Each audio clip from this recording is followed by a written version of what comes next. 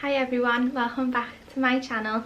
So Max has just gone down for a little nap and I thought I'd just come on and have a little chat about my favourite subject, which is of course being a mum. So I've got my mummy cup at the ready with my cup of tea. It's an old story of course, so it's not going to be the same for everybody else, but it's just a little way to get to know a little bit more about me.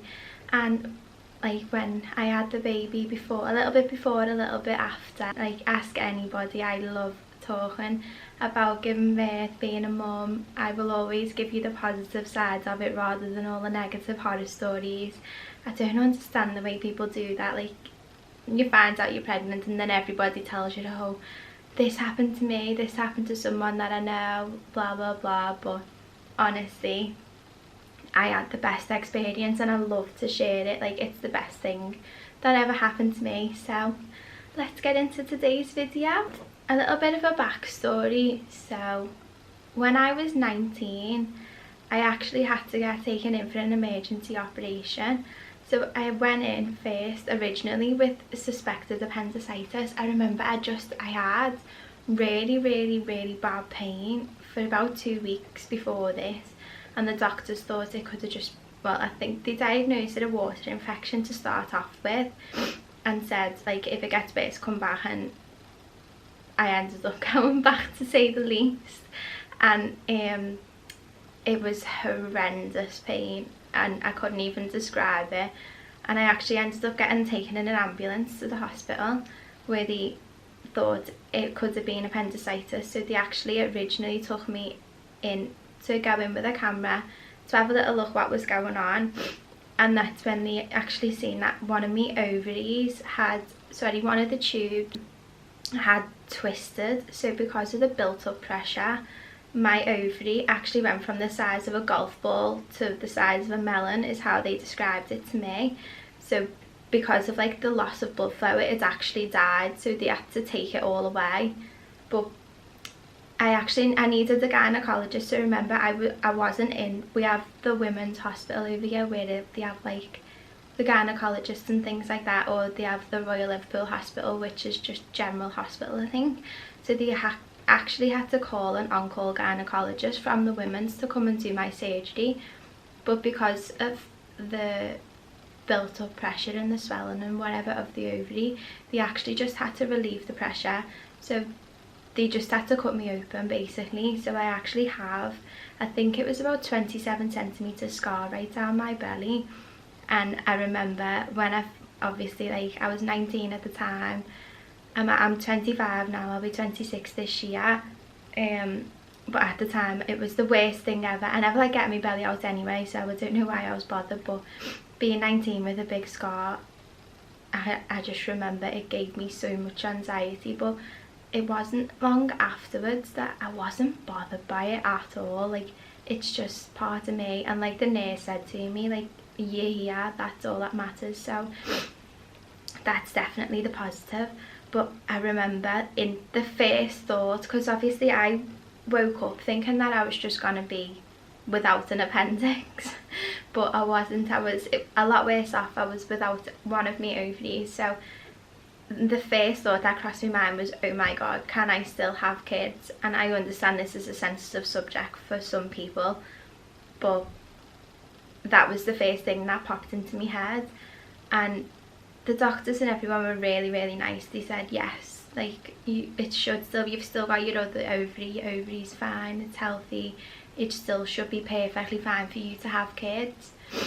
But I turned 20 a few days after I actually got out of hospital. So I was 23 when I got pregnant.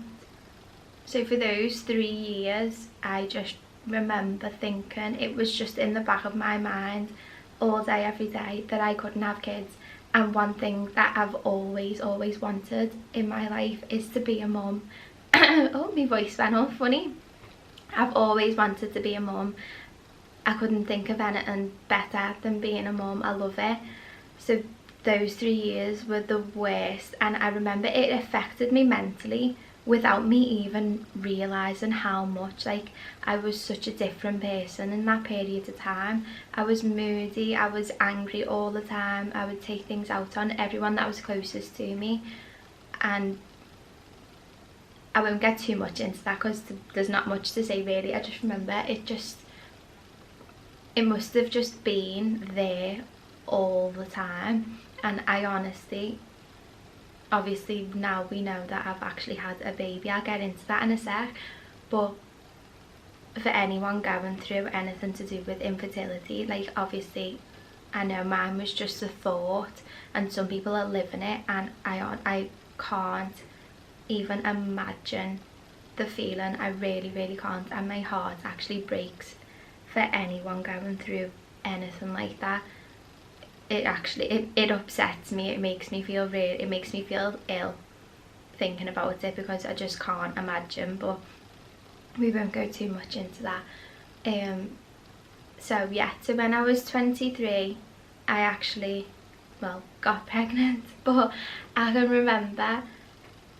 can remember just thinking, because I was actually 3 weeks late on my period. So I think it was 21 days I was late. And I just remember thinking, because my cycle has never been regular ever, I've always suffered with an irregular cycle. So it was just one of those where I thought, I'm just late again, I'll come on in a few days, or one of them. So I was just completely in denial. I was like, no, I'm not pregnant, I'm not going to be pregnant. The amount of times I said that is ridiculous, until someone, actually no, sorry, everyone kept telling me to take a test, and I just kept saying no. I was completely in denial. So it was actually my nan's 70th birthday, so we were having a little party round in, like, their house. So I thought, oh, there's gonna be drinking. So just, like, I don't drink much anyway, but obviously every special occasion, like, I'll have a few. I'm sorry, I've got a hair right across my face and I can't find it. So yeah, I thought, just to be sure, just in case, I'll take a test, because obviously if I am pregnant I don't want to drink. So to say the least, goes and buys a pregnancy test. I can remember because Jay was actually with me, and Jay is my boyfriend, and so I obviously went upstairs to do the test. He was actually in the kitchen making our dinner. And oh my god, do you know when it says that you have to wait like 2 minutes or whatever it is for the line to show up? Well, instantly, as soon as I, like, looked at it, there was 2 lines. I was like, oh my god. So I went downstairs and Jay was like, so what now? And I was like, oh, we just have to wait 2 minutes, fully knowing that there was 2 lines on the test. So we just, like, pretended to wait 2 minutes, and then he went and looked and he was like, what does that mean? And I was like, that means pregnant. Honestly, it was the funniest reaction, because it was like, we just knew and we just went straight back to normal, and he just was like, okay. Like, we were obviously really happy. I think it was like a bit of shock and a bit of realization at the same time, but he just, like, went back to making the dinner, and I was just like, yeah, so we'll just go and get the balloons for my nan's party. So that was the day we found out anyway. Obviously then we went into my pregnancy, and oh my god, I had the best pregnancy. Honestly, I wish I appreciated it more. Well, I appreciated it, but I wish I, like, took more photos of when I was pregnant. Like, I've always hated photographs of myself, so I've always sort of ran from the camera whenever there's been one. But, well, that's a bit ironic now, since I'm videoing myself currently and putting myself all over the internet. But as I said, I'm getting over it. So I wish I had took more pictures and done more things and whatever. Like, I had scans and everything. Like, I had a lovely pregnancy. I had absolutely no morning sickness whatsoever. Again, my heart honestly goes out to anyone that suffers with sickness when they're pregnant. Like, I just can't imagine it. Like, I think everyone expects morning sickness because they think it just comes with pregnancy, but obviously when I didn't have it, I knew I was very, very lucky, because I do nails, so I had clients coming in who were pregnant at the same time, and they were suffering really bad from morning sickness and would be telling me all about it, and I couldn't relate to what they were going through, and I felt so bad. Like, I know I shouldn't feel bad that I wasn't ill, but then when they're going through the same thing as you but having like a worse time, it's just not nice, and like you think you want them to be like in the same position as you. So I just remember it was lovely at the beginning, it was lovely all the way through. I had an amazing bump. I was really worried at first about my scar, because obviously it goes right down my belly, so it was gonna stretch, but it was perfectly fine. I remember the best feeling of being pregnant is feeling the baby kick. It was the best thing ever. I used to love it. I'd like loads of people say that when you get in the bath the baby goes mad, but the baby wasn't bothered by the bath at all. It was more so when I was in bed, so when I was lying still, he'd go mad in my belly, and I used to just lie there and I'd just love it. I'd just lie there laughing and smiling, watching him move. I actually didn't find out what I was having, so it was a surprise until the end. We didn't know if it was a boy or a girl, and I'd do that again next time if I'm lucky enough to get pregnant again. I would definitely not find out. I loved it. It was lovely. Just both white, and then as soon as he was born so he was born in the night. I'll get into like the birth in a sec. He was born in the night time. He was born at 11:10 at night. Literally as soon as the shops were open in the morning, my mum and my sister-in-law were in the shops buying blue, so he had enough straight away of colour, so he was fine. So birth, again, right up through the whole pregnancy, through to the end, I was on my feet. I worked until the very end, so I was due on the 5th of January, and I worked until Christmas Eve, because obviously being a nail technician, Christmas week is really, really busy. So after that you sort of have like the quiet period then, where everyone's enjoying Christmas, New Year, and I can sort of have like a few weeks off. So I thought I'd finish then anyway. I'd go quiet after Christmas anyway, so I'll finish then, and then I'm due on the 5th. Yeah, I worked right up until the end. I was perfectly fine, had all my energy. I loved it. It was like, I was really, really lucky to have such an amazing pregnancy. So then gets to the end and I remember having an exercise ball. I was on it all. My mum would come in. It'd always be the same time, so it'd be about 5:30, and Friends would be on the telly. My mum would come in, I'd be on the floor watching Friends on the exercise ball, rolling, doing whatever, and she'd be like, "Have you gone into labour yet?" And I'd be like, "No." And it was the same every single day until the 15th of January, which is the day he was born. So he was actually 10 days over, and I opted for an induction. So they offer an induction at 10 days or 14 days. So I could have said no to the 10, I'll wait till 14. But I think they actually, if you say no to an induction, you can actually just wait. I didn't know this. I thought once you got to a certain point you had to be induced. But apparently you can just wait as long as you like until the baby comes naturally. But I opted for the induction because I thought at 14 days over I probably would have said yes anyway. So I thought I may as well say yes to 10 days instead of the risk of going over another 4. I think it was more so just excitement to meet the baby. It wasn't that like I wanted them out, because I loved being pregnant, and as soon as he was out I wanted them to be back in my belly in a safe little bubble. But yeah, so I actually got induced. So the way it worked, I'm not sure if it's the same in every hospital, because I've actually heard a few different stories of how it happened. So the way it was happening for me is I went in the morning and they gave me, I think it's like a pessary kind of thing, and it's like a thing that they put in. Also, this is getting a little bit thingy now, so if you're a bit squeamish, don't listen. But it's like they put it in and it releases a hormone to soften the cervix, I think it is, or soften whatever. I'm not a doctor. So I was going in to get that done in the morning, and then they actually send you home and then 24 hours later, if nothing's happened by then, you go back in and then they sort of assess from there.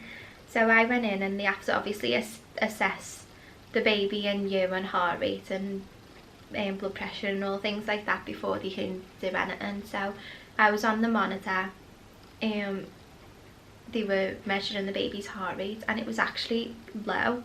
His heart rate was quite slow, so they had to monitor over a period of time, but it didn't change, it didn't go up, it didn't go down. So the doctor just said that they think that could just have been his base heart rate and he just had a naturally slower heart rate, so they were fine to go ahead with giving me the induction. So the actually then next step was to obviously, I can't even think of the word, what's the word? I can't think of the word that they use. Well, anyway, they had to check like underneath and then obviously give me the pessary of, I don't even think pessary is the right word, right, oh my god, right word, but it's along those lines. Anyway, so when she actually went like to check, I was already 2 centimeters dilated and I just started laughing, and Jay was looking at me, he's like, so you've actually been in labour? So I must have been having like contractions, but obviously like very early on, so I didn't even know. I just started laughing and I was like, I thought I seen little squiggles on the monitor. So because I was obviously already dilated, she said that I didn't actually need the pessary, I could just have my waters broken that day. So it was a little bit of a shock, because obviously my midwife said to me, like, they send you home for 24 hours. So you don't need to take anything with you, like you'll be going home. Me and Jay were planning on going for breakfast afterwards, so we were starving, we hadn't had anything to eat. And I never had nothing with me, I never had any of my stuff, like my hospital bag, I never had the baby's hospital bag. So I obviously then, my mum was at one of my other birthing partners, so I rang her and explained the story, but I did say, like, they said I've got to wait. I had to wait for a room to be free before they could break me waters.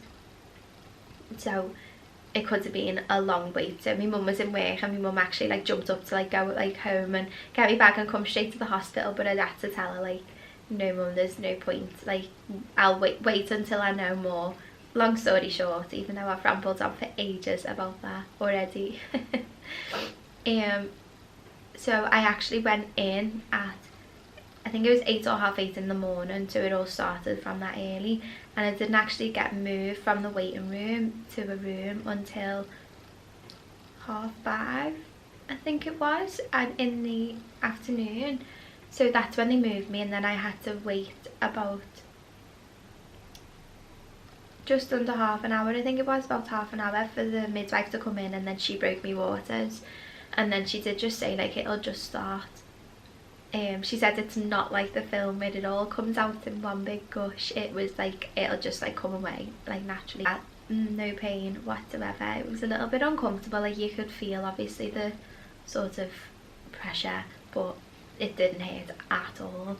And then my brother actually came to drop my mum off, because obviously she had the bags and stuff, so my brother came to drop her off. I actually got put on the drip at 7 o'clock, and they give you like so much, or like a certain like level of it, and then they like add more, or like what's the word, increase increase it, like I think it was every half an hour they'll increase it by so much to like bring it on a bit more kind of thing.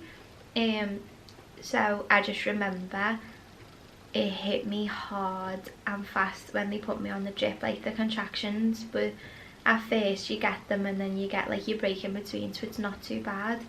Like I've actually got like quite a high pain threshold, so it wasn't really the pain that got me, it was more so near the end where you don't have that break in the middle, so it is just like a constant thing. Again, this could be different for everybody, like everybody's pregnancy, birth, and everything is different. This is just my personal experience, so I don't want anyone to watch this and think, oh my god, this is gonna happen to me. Not that anything's bad, but anyone else's pregnancy will go completely different to mine. Quick tea break.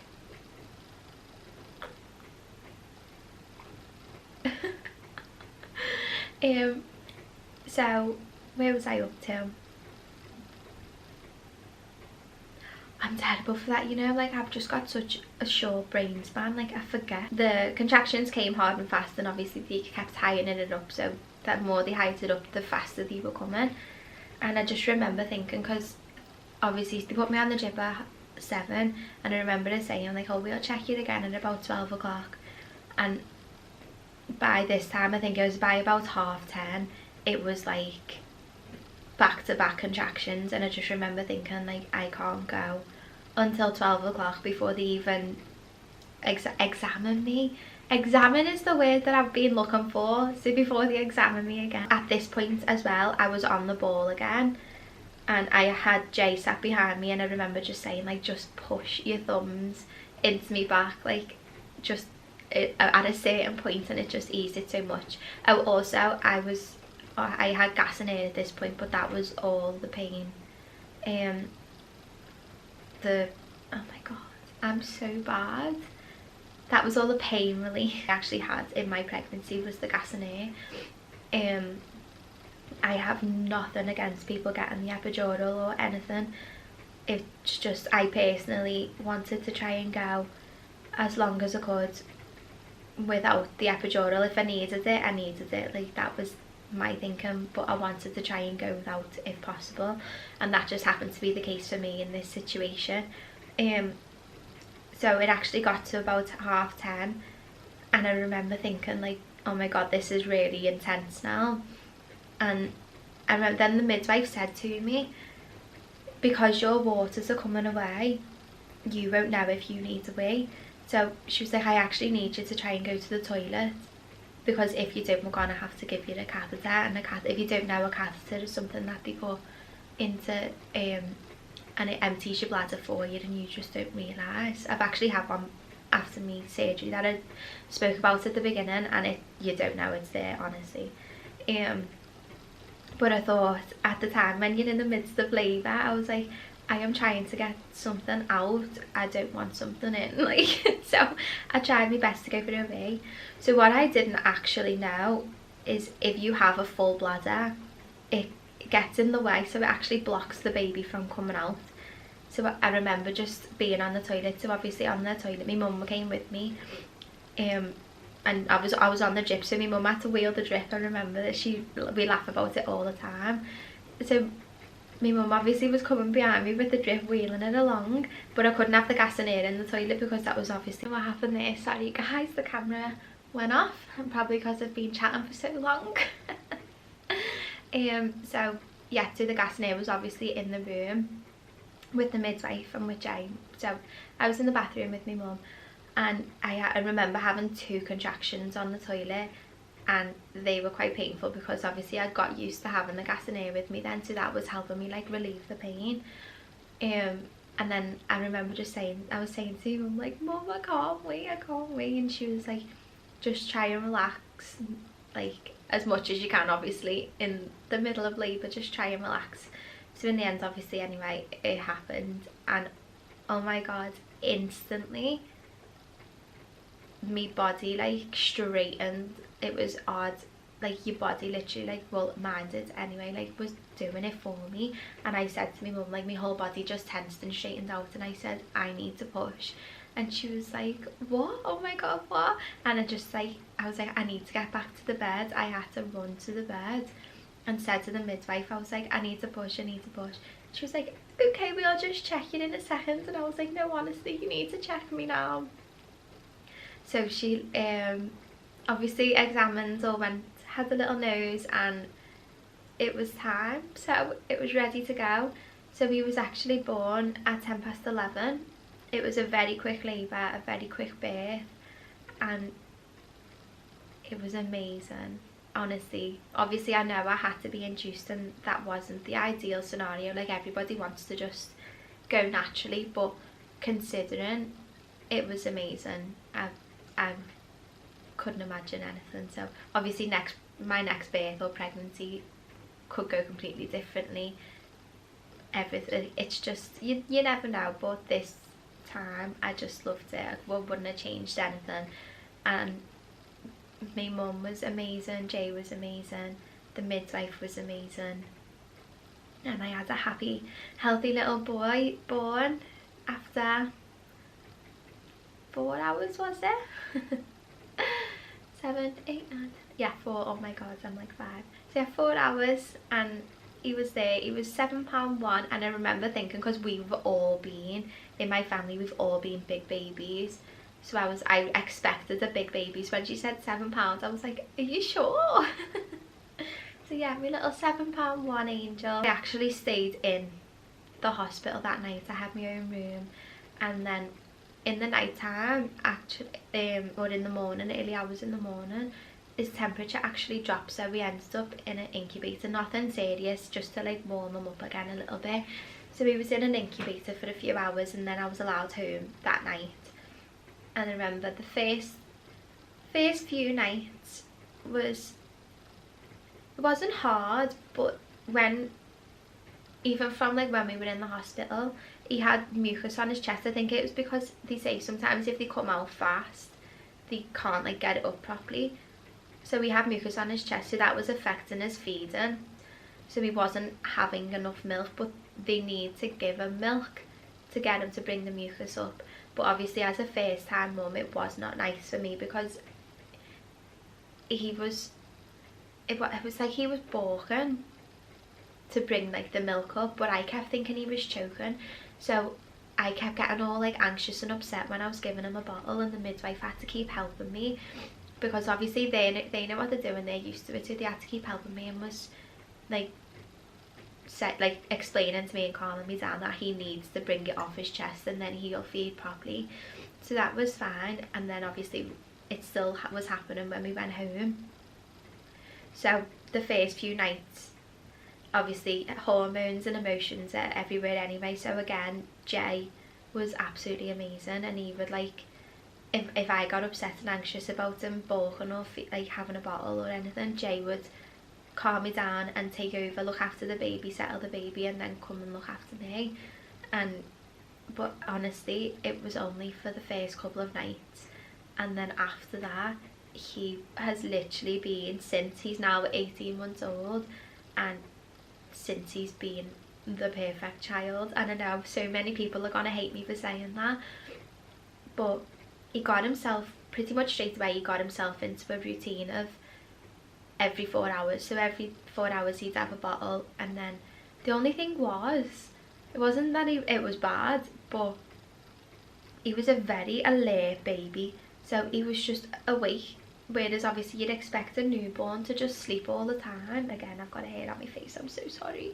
You just expect a newborn to just sleep all the time, but he just had these big blue eyes and would just lie there awake, and me and Jay just like, we'd obviously just lie, like look at him, sit looking at him and whatever, or hold him and cuddle him and whatever. But we used to just think, how do you entertain a newborn that's awake? Like, obviously as they get older and they're awake, you play with them and they enjoy toys and things like that, but a newborn a few days old, we were like, how do you entertain them? Like, but he was amazing, honestly. He just would sleep, be awake, wouldn't cry, have his bottle every 4 hours, and then he actually slept through the night from 6 weeks old. And I remember the midwife was saying to me, like, no, you need to wake him up to feed him, he needs to have a bottle in the night, like he needs to have so much milk, which I understand, but at the same time I thought to myself, I'm not gonna wake a sleeping baby. If he's full, then he's full and he'll sleep. If he's hungry, he will wake up and I'll get him milk. But he obviously wasn't hungry and he'd sleep right through, so I wasn't gonna wake him up, personally anyway. But up to 18 months, so it didn't, I honestly thought it was gonna go, it's gone fast. It goes insanely fast, and you really do need to appreciate every single day. But it wasn't like horribly fast where it blinked and he was 1. It was such a lovely year. So now, personally, from like my point of view, not like, so after giving birth, I was fine. Everything was fine. It's not glamorous at all. After birth and everything for me was perfectly fine. Again, I was very, very lucky. And so a few things now that's happened to me personally since having the baby. So my periods, where it said I was always irregular, they sort of have like, they've sort of gone regular in a way.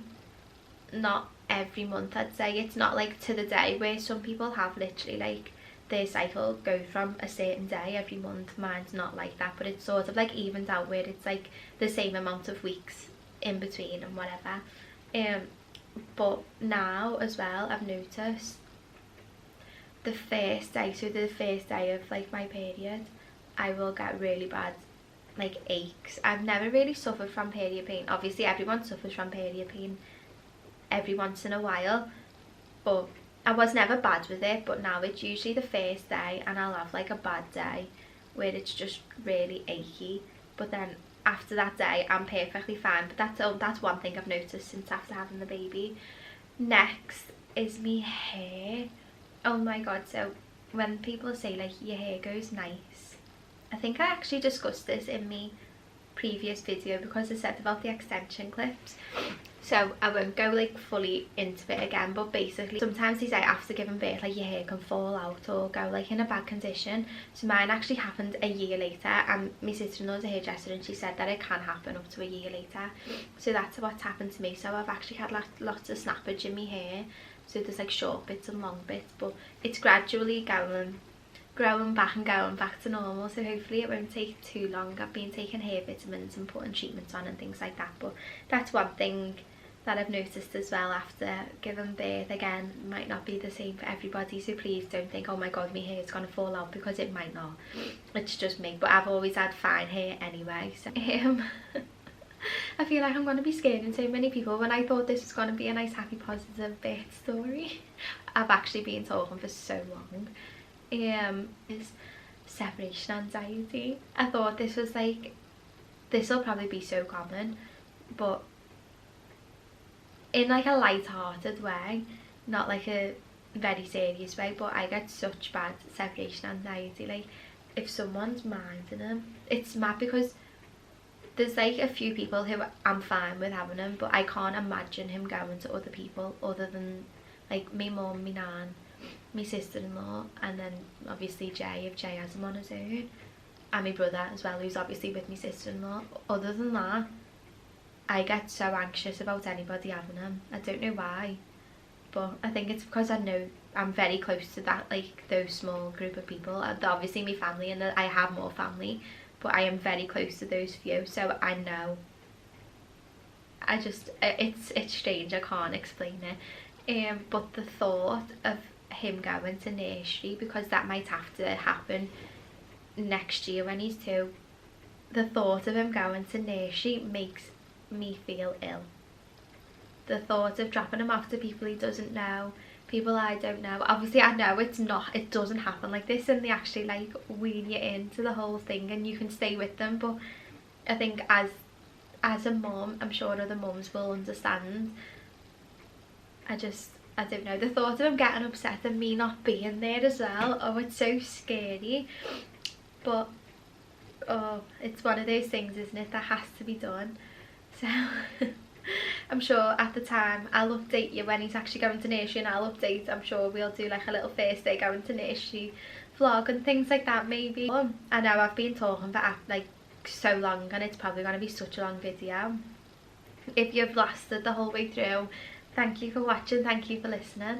I just thought it'd be a nice little chat, get to know like a little bit about me. So my next video, I'm actually planning on doing a Father's Day vlog, so hopefully this will go up tonight. So today is Thursday.